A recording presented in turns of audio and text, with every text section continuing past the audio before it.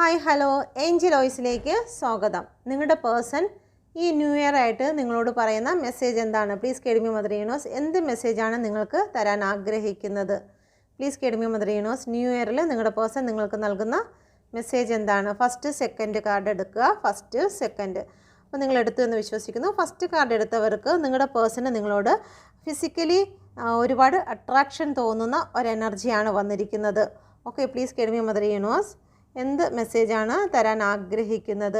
നിങ്ങളുടെ പേഴ്സൺ നിങ്ങളോട് മാപ്പ് ചോദിക്കുന്നു. അവർ ചെയ്ത തെറ്റുകുറ്റങ്ങൾ എന്താണെന്ന് അവർക്ക് ഇപ്പോൾ മനസ്സിലായിരിക്കുന്നു. അതുകൊണ്ട് തന്നെ നിങ്ങളോട് മാപ്പ് ചോദിച്ചു നിങ്ങളിലേക്ക് വരാൻ അവർ ആഗ്രഹിക്കുന്നുണ്ട്.